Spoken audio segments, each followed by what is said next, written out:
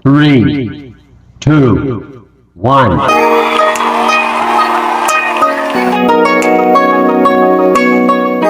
Yun, what's up sa inyo mga kabiyahe? Siyempre, good morning pa rin sa inyo. Ito nga pa lang kabiyahe niyong TV show. Stop muna tayo sa pagbabiyahe natin. Siyempre, fitness first muna. Yan, makita niyo naman, unang-unang bira agad. Incline agad yan sa chest. Oh, ito nga pala yung ating unang first day. Unang first day, yes! Yan! Tuloy-tuloy ang ating pag-incline. Chest. Yan, dahil natapos na tayo din sa bench press, di ba? Yan. Siyempre sa lahat ng mga bumabiyahe dyan, kailangan panatiliin din natin yung ating mga health, ating body figure.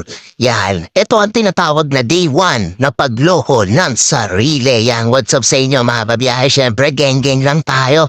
Medyo natapik-tapik pa ako dyan, pati pa napaka-solid naman kasi talaga dahil walang tao. Solo natin yung gym na ito, no? Dito lang to, located lang to sa may Pateros Starter, no?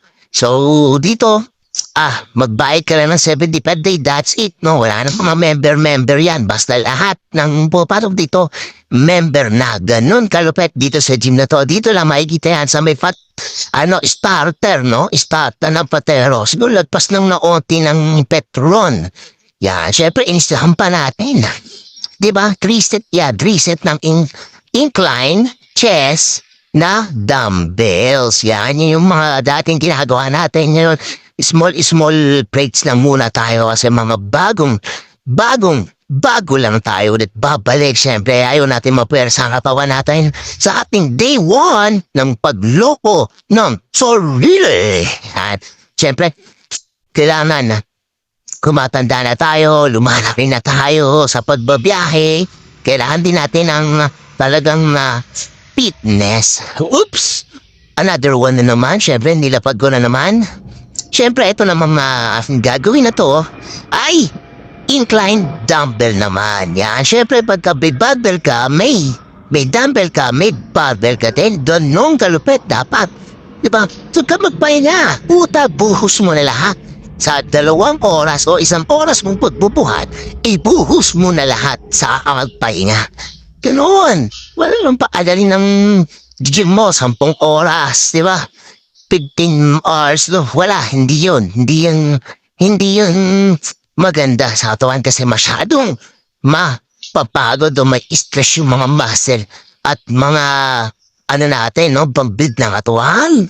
Ganon kalupit. Kala mo naman, napakalupit mo, lulta. Yan, syempre, natapos na ang ating incline dumbbells. Yan, siyempre, yan, kinuha na ulit natin, pinakita natin yung mukha natin. At dito naman tayo sa pinakamabilis na anong tawag dito? Pull up ba tawag dito?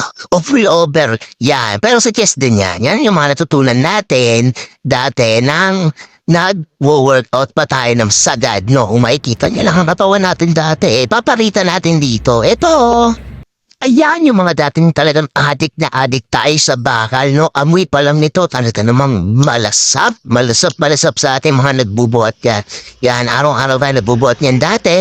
Yan, eto pa build natin dati, di ba? Kahit paano meron din naman yun. So, balik natin dito sa ating ginagawa sa ating day 1 na pagloko ng ating mga sarili. Yan. Sunod naman, syempre, natapos na tayo sa chest. Bicep naman natin, sabayan natin ang bicep, no? Huwag ka na magpahinga, pare. Huwag ka na magpahinga 1 to 2 minutes. Puta, bumuhat ka ulit. Ganon, isadad mo na sarili mo, tapos ka magpahinga ng long day, no? Mga 2 hours to 1 or to 2 hours lang, pump lang, di ba? Yan. Yan mga pabiyahe, syempre sinasuggest ko rin to sa mga bumabiyahe na mga 24 hours, di ba? Saglit lang bumiyahe kasi nakangawit-ngawit ang ating mga katawan. Nakakasarap din naman ng feeling. No, yung tipong hindi ka nakapamapagmaneho, yung tipong pag sinakyan ka ng customer mo, talaga namang hindi mo makukontrol sa sobrang sakit. Yan, syempre dagdagan pa natin ng dumbbell ulit na bicep. Ayan. At tingin naman pa, as long as mapangit ang mukha mo, as long na gumagana, no? Yung technique na yon, Tandaan niyo mga kabiyahe, sa mga nagpubuhat dyan, as long na mas pumapangit o humihirap ang itsura ng inyong mga mukha at nagiging level 99 na, mas effective yan. Mas effective at mas ramdam mo pati ng kasama mo o mga nanonood sa'yo o nagbabantay sa gym. Ramdam yung pagkulbot ng iyong mukha na lume-level 99. Yan kabiyahe. At syempre, meron pa tayong finishing touch. Yan, di ba? Ang workout sa lead, sa thigh. Di ba? Kung ikaw ay may thigh din, yan, makatulong din sa yung workout na to. Ito yung pampahinga natin, pampinali. Kasi wala ka nang gagawin dito, kundi mag-pull-up or magsipa na lang ng malaking plates na yan. Pero hindi na mahirap yan. Yang leg at thigh workout na yan. Baka si Dwayne Rock Johnson naman yan, dangak laman dati nga natin yan, pinapahinga natin. Well, mga kabiyahin, syempre, lagi tayo mag-iingat. At sana, lagi po nating tandaan na health is wealth, yo. So, kaya mag-exercise tayo, magbuhat tayo, magpapawis tayo para matanggal ang mga toxic natin at mga microbes sa katawan. So, yun mga kabiyahin. Salamat sa pagsubaybay at sana like, share, subscribe tayo sa ating kabiyahe TV yan. Abang-abang tayo sa day 2, mga kabiyahe. Peace out! Brrr.